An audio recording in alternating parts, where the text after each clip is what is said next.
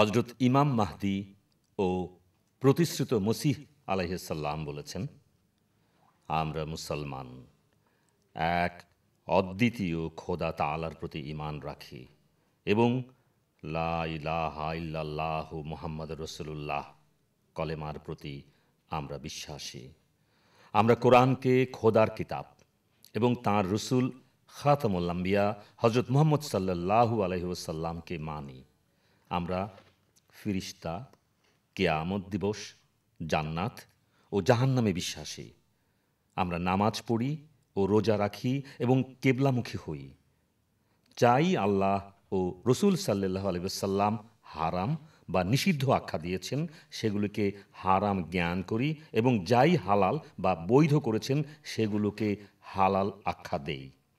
আমরা শরীয়তে কোনো কিছু সংযোজনও করি না, বিয়োজনও করি না এবং এক বিন্দু পরিমাণও কম বেশি করি না।